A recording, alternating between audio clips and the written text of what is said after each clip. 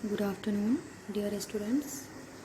Myself, Dr. Neha Srivastava, Assistant Professor, School of Agriculture.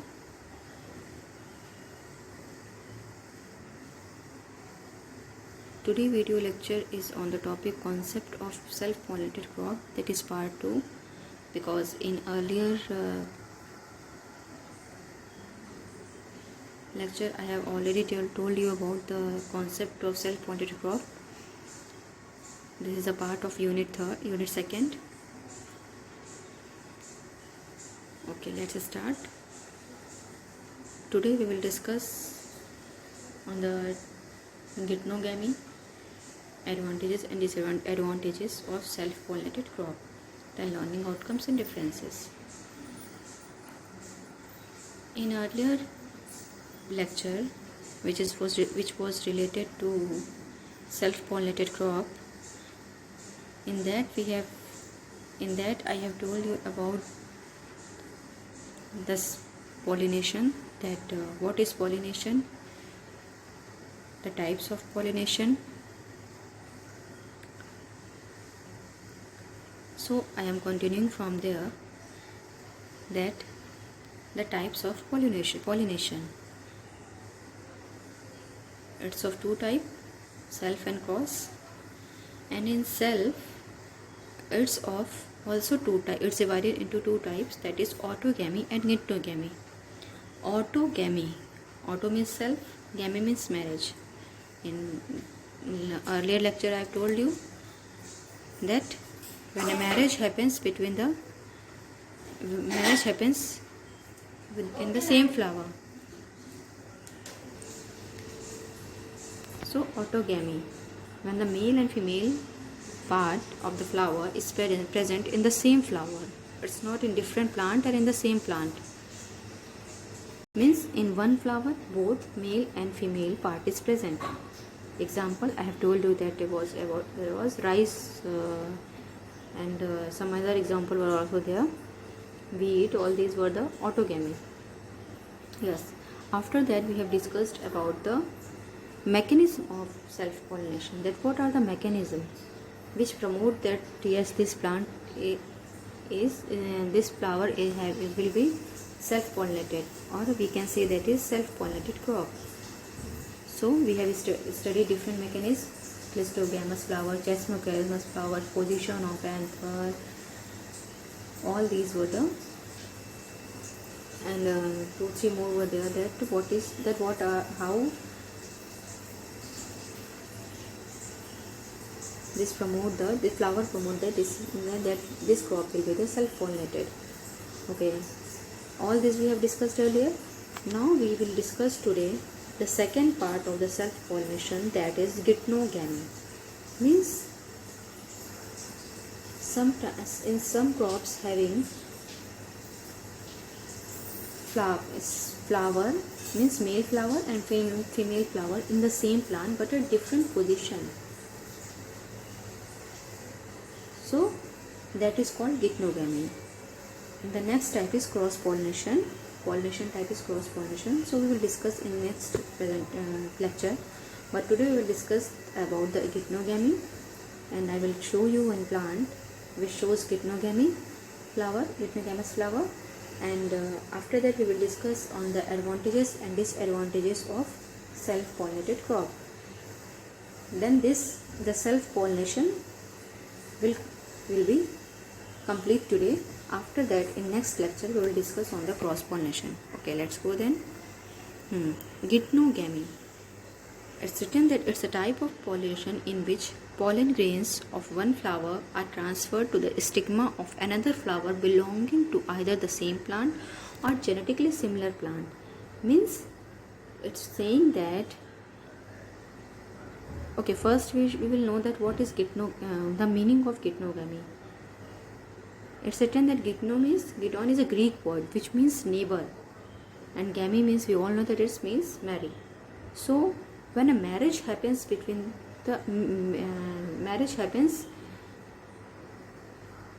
within the neighbor plant, or means either the neighbor plant or if the flower is in the same plant, then we can say that it is geitonogamy. Now it's clear what is geitonogamy, that marriage between the neighbors. So it's a type of pollination when pollen grains of one flower are transferred to the stigma of another flower which belong to either the same plant, means it belong to it should be on the same plant, or it can be genetically similar plant also. It can pollinate with a genetically similar plant also. So that is geitonogamy. Next point is that in geitonogamy the flowers often show modifications similar to ones found in xenogamy or cross pollination. Yes, here one point is confusing, that geitonogamous flower, how it is pollinating, it shows that it is cross pollinated crop, and we say also that it is cross pollinated because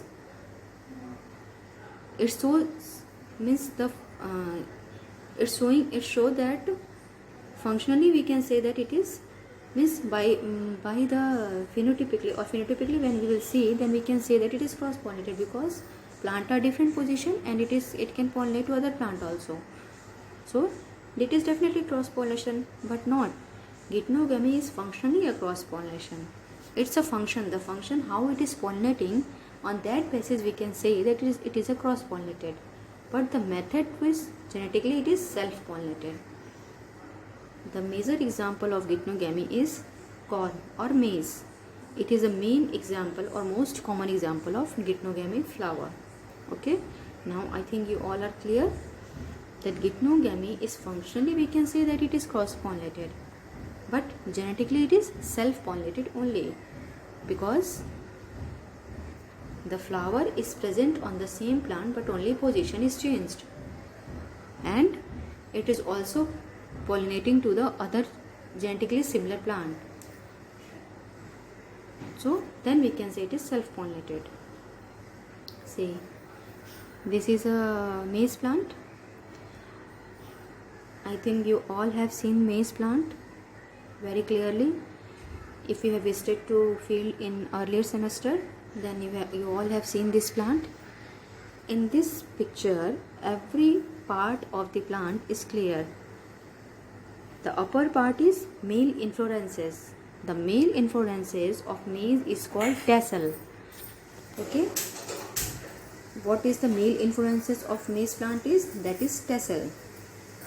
Next, and the male, if we will separate this male inflorescences, so see here it is that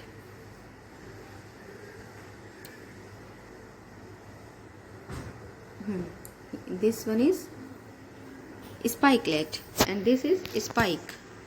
So when we will say that this spike, and from this spike we will take out one spikelet, this is spikelet. So this is male spikelet and the stamen is present inside the spikelet. Okay.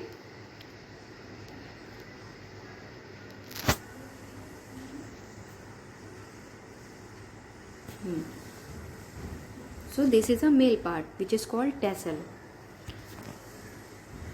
It's open and then leaf you can see. After that you can see here is a cob, means female inflorescences. That female inflorescences, what it's called? Ear. The female inflorescences called ear, and the hair like structure is called silk or style. We can say style, that is silk. The silk, that is hair like structure. See, this is female floret in which ovary, then pistil and style, which we call silk. Okay, so this is female part or female floret. So male inflorescences is on the upper part and female is on the lower part, and you can see this is in the same plant. Okay, male and female part of the flower is in the male and female inflorescences is in the same flower, in the same plant, but at different position. And after pollination, this ear form. mature, this is mature ear, okay, which the outer part is called husk, then seed or kernel, and this is stalk, then root. You know all about this. So only we have to discuss about male and female inflorescences which is on the same plant.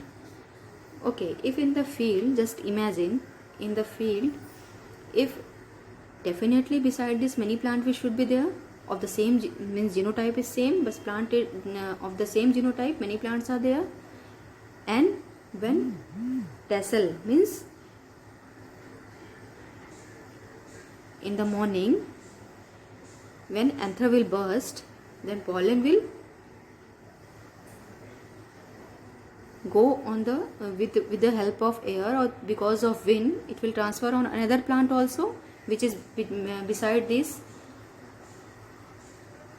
Definitely it will go and it will fall on this cob also, this ear also of the same plant, or this female inflorescences or this ear can receive other plant pollen also, because it's open, flower is open, it's not closed, anther is not inside the flower and it's open.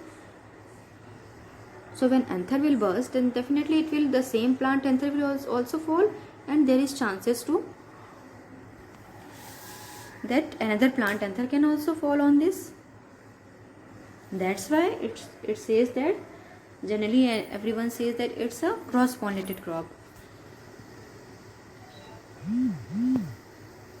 So because this plant is not receiving the same plant pollen, so we can't say that this is a purely homozygous. No, we can't say that is homozygous. It can be heterozygous, homogeneous, because same plant anther pollen is not falling.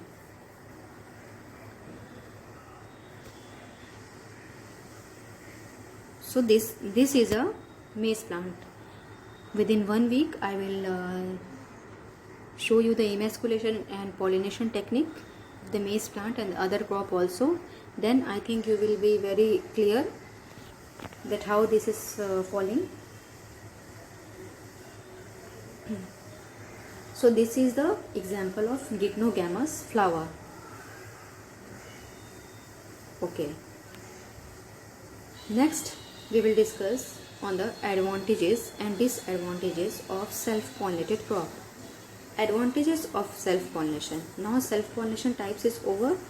First was autogamy and then was geitonogamy. Autogamy is we have studied earlier only. Then geitonogamy, which we studied today. Next is advantages. First is it maintains the parental character of purity or it maintains the parental characters or purity of the race indefinitely. Yes, self-pollination is pure. It maintains the purity. Next is self-pollination is used to maintain pure lines for hybridization experiment. Yes, pure line, it maintains the pure lines which we are using in hybridization program. Next, the plant does not need to produce large number of pollen grains. Yes, self-pollinated crop doesn't need large number of pollen grains because it didn't need any source. It pollinate in the same, the male and female part in the same flower, so it doesn't need more number of pollen because male and female are in the same plant, same flower. If like cross-pollinated and even if also it is geitonogamy, then definitely it needs more number of pollen because position is changed and plant is changed, then it needs more number of pollen. But if it is male and female are in the same plant, same flower, then it doesn't need more number of pollen. Next, flower do not develop devices for attracting insect pollinators. It do not develop any device to attract insect to pollinate. Okay. This fourth point, when I will teach you cross-pollinated, then it will be clear. that cross-pollinated crop develop some devices for attracting insects. Next is disadvantages. Yes, if self-pollination has some advantages, then it has some disadvantages also. What are the disadvantages? New useful characters are seldom introduced. In self-pollination, it's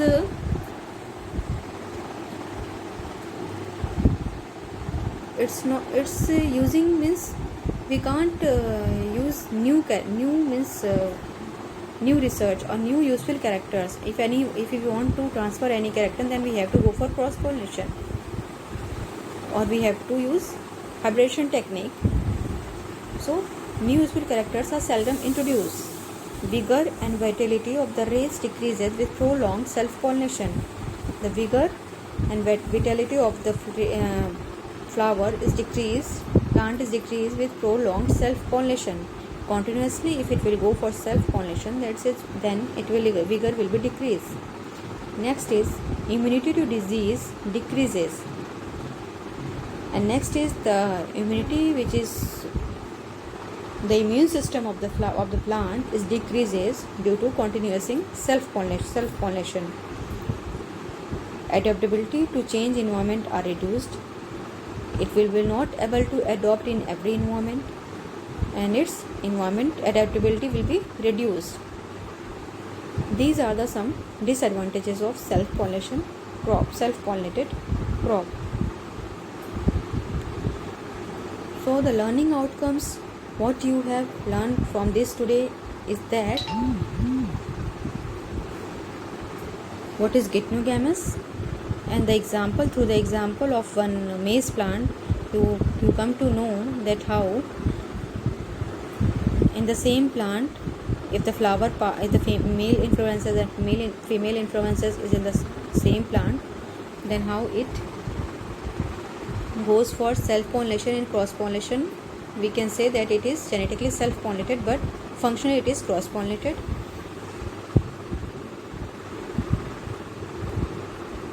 So these, and second, we come to know that what are the disadvantages and advantages of self-pollinated crop. This was the part of your lecture number 6 only. Yes, lecture number 6 only, which I didn't told you in lecture number 6. These are the references from where I have collected the information.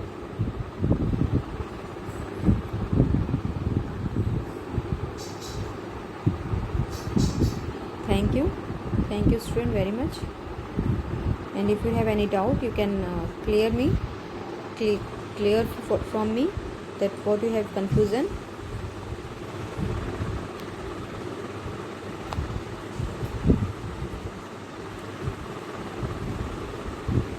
Thank you.